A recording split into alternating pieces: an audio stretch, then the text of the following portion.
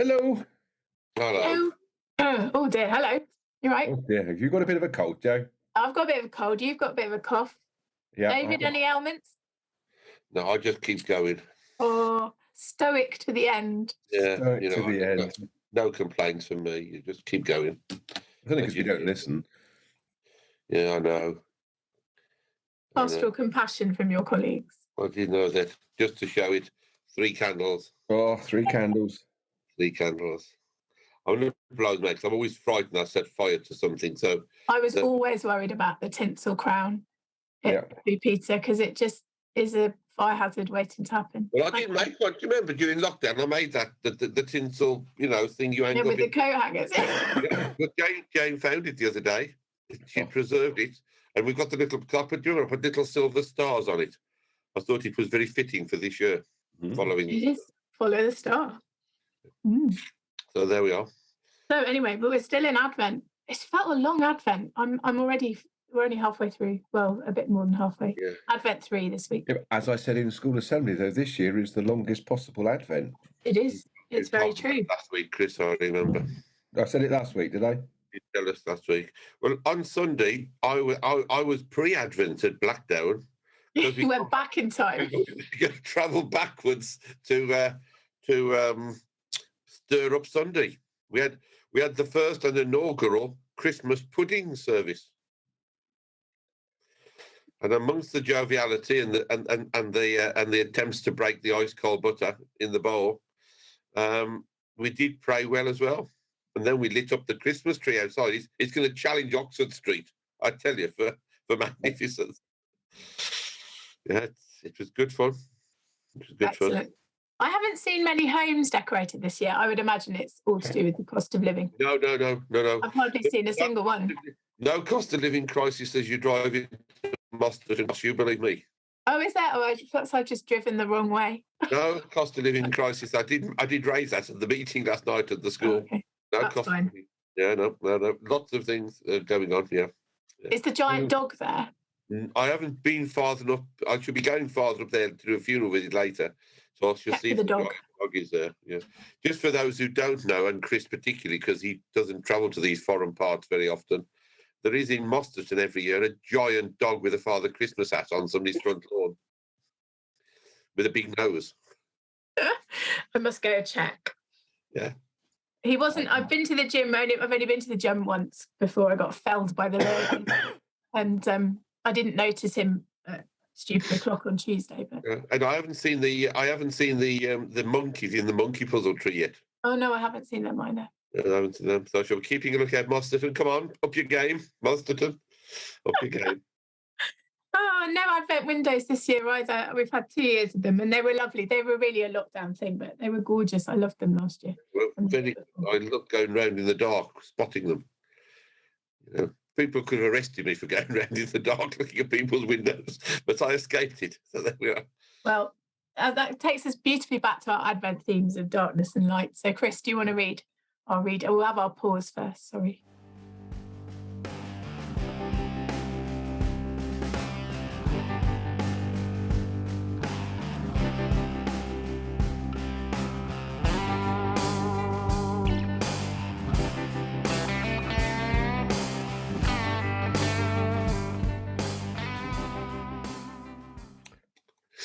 I shall resume my position as reading for this week, shall I?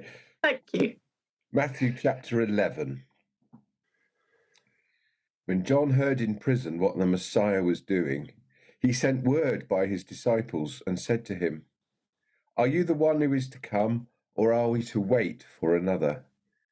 Jesus answered them, "Go and tell John what you hear and see. The blind receive their sight, the lame walk, the lepers are cleansed, the deaf hear, the dead are raised, and the poor have good news brought to them. And blessed is anyone who takes no offence at me." As they went away, Jesus began to speak to the crowds about John. "What did you go out into the wilderness to look at? A reed shaken by the wind? What then did you go out to see? Someone dressed in soft robes? Look, those who wear soft robes are in royal palaces. What then did you go out to see? A prophet? Yes, I tell you, and more than a prophet. This is the one about whom it is written, See, I am sending my messenger ahead of you, who will prepare your way before you. Truly, I tell you, among those born of women, no one has arisen greater than John the Baptist. Yet the least in the kingdom of heaven is greater than he.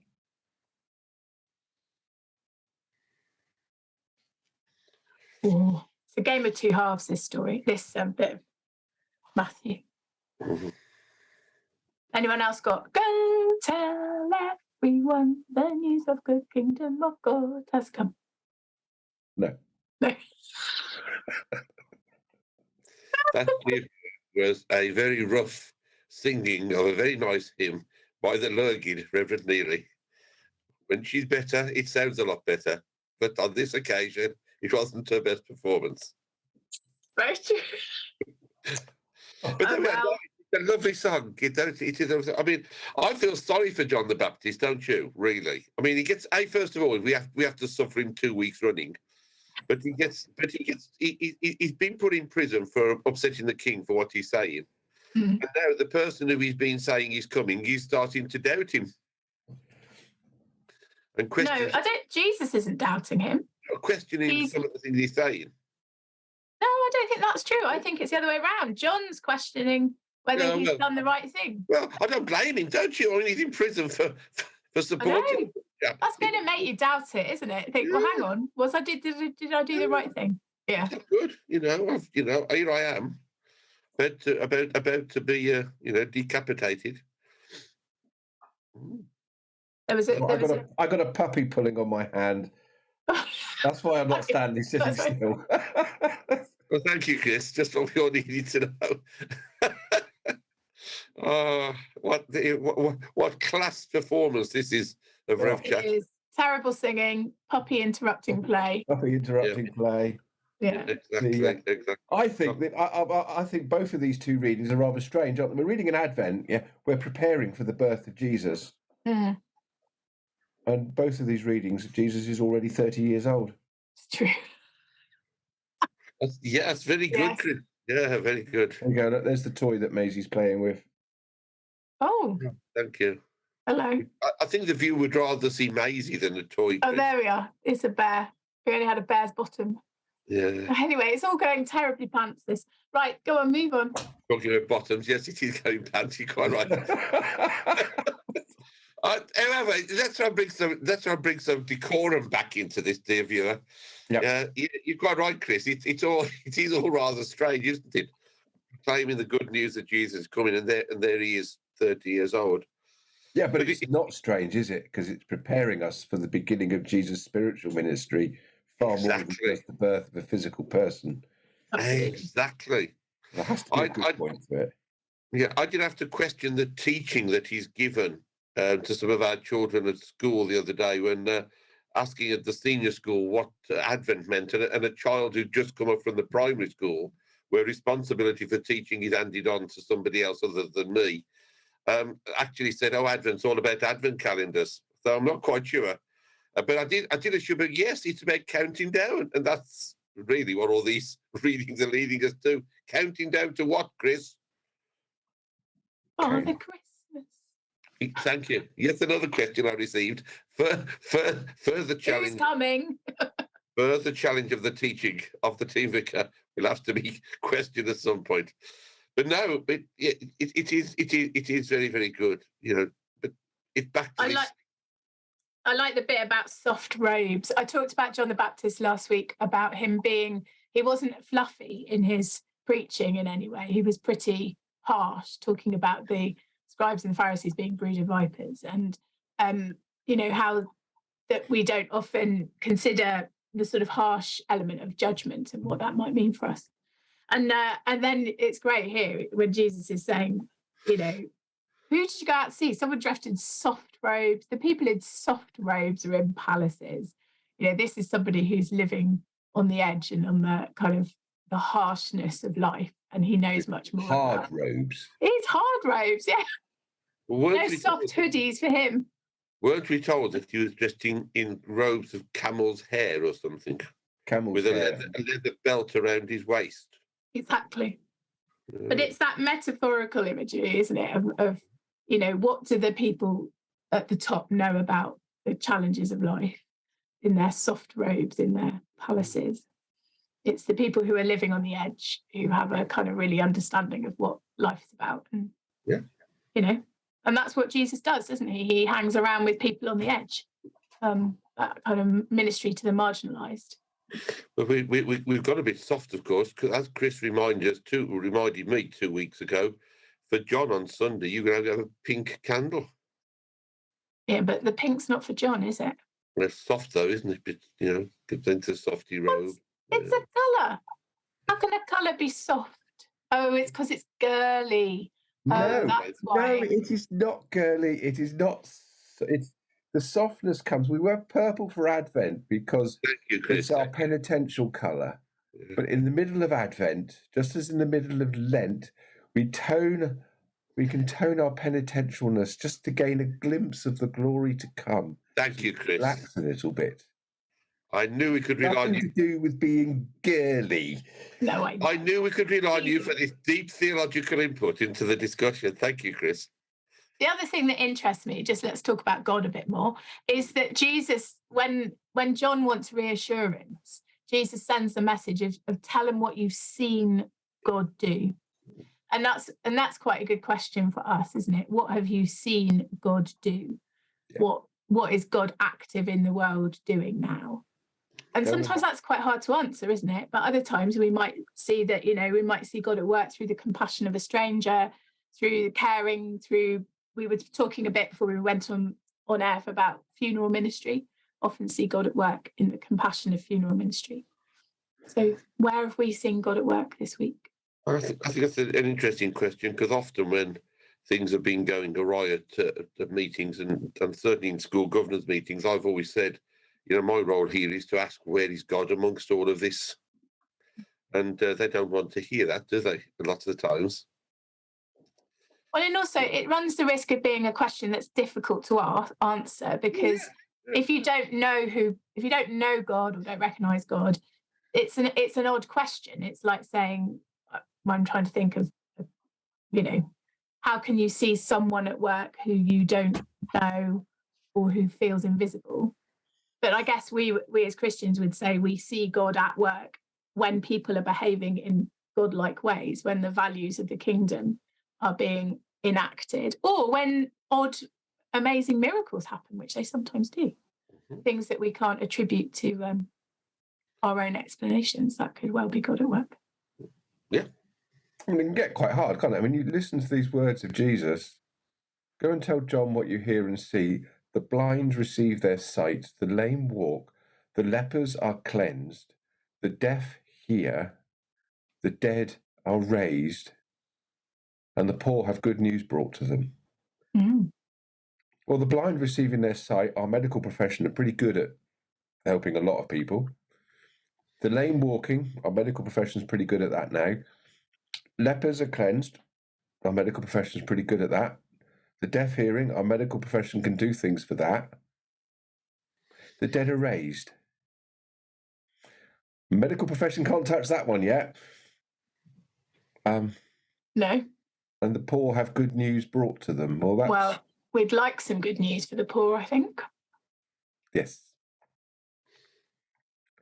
There's some challenges. Yeah, absolutely. I mean, whilst we can say that we've seen all those things in Jesus's ministry, which we can, there's stories of all of those things happening in the Gospels. It's what do those things mean to us today? And are they literal or are they metaphoric? Which is metaphorical, which is an interesting conversation. And what's the sort of thing that we see happening that make us realise there's a God who's at work in today's world? Yeah. And is God talking about those who are poor financially or poor in spirit? Well, maybe both. Well, it's all of it, isn't it? I would say that, that we, as a church, as the widest expression of church, are often quite good at bringing good news to the poor, in the sense that we would work hard to alleviate poverty both here and abroad through generous giving and through food banks and through other ways. But as you and I would always say, that doesn't necessarily tackle the root causes. And I think Jesus is more about justice than he is about, I don't imagine Jesus would celebrate the proliferation of a food bank, because he might want us to talk about the fact that how can we live in a society where so many go hungry? Why do we allow it? That's a good question. Why do we allow it? And that's what I've always said, particularly about the sidetrack just down food banks. But we shouldn't, in a society of our society in the 21st century, have to rely on food banks. We do, and it's wrong. No, and we shouldn't still live in a world where the majority of the world have very little, and the minority in the world have everything. A lot, yeah. And that is wrong, and that's the stuff that Jesus is talking about, because and that takes us back to soft robes in royal palaces. Yep. Because it's this inequality of life, and of course, in relationship to God and God's kingdom, this is about equality. It doesn't matter how rich or poor you are. It doesn't matter how educated you are. The things that would buy you advantage in the world's terms do not buy you advantage in the kingdom terms. It's an upside down kingdom. It is. But there's some big challenges, and those challenges are just as real for society as they were in the first century in Israel. So the key is to keep watching and waiting. Yeah, and to be reassured, because I think that's what John is struggling with, isn't he? He's worried. He's worried he's done the wrong thing. Yeah. Because it's all going badly. Excuse me. And we all know those experiences of doubt. Is this the right thing? Have I heard God correctly? Am I being faithful? But wasn't that why is it not working? All of Jesus' life was like that, though, wasn't it? Yeah. Even the disciples were, even right when Jesus was put on the cross. I know. We thought you were going to solve the world. And now look what's happened. But we are a resurrection faith, and it's always about new life. It is. But sometimes it's hard to remember that when you're in the midst of difficulties. It is. I haven't got any voice left now, so that's it. I have nothing less to say. I'm not saying a word. Isn't it nice having a rural dean speechless? No, I wasn't speechless. I just wasn't saying a word. I can get myself into enough trouble without creating extra trouble for myself, Chris. Should we wrap it up then? Dear viewer, thank you for watching in. Next week I shan't be with you because I'm on holiday. You can rejoice at that, but the only thing you'll miss, of course, is the fourth candle lit on the Advent candle thingy, what's it? But I'll light it the week after as we get nearer to that big day with the C word in front of it. Yeah. And Chris, I'll need to arrange a different time because I will be doing, I think there's 5 school carol services next week, and one of them is in Rev Chat time. I know. It's a really early morning carol service. Well, I've got 2 first thing. Well, actually, it's at 10, but it's Mountjoy, and it will take a bit of time to get people in. So, anyway, there we are. We'll see you all very soon, and have a lovely Advent 3. And you. Follow us on all the usual things that you follow us on. We're there, as Joe says regularly, all across everything. See you soon. Bye. Bye.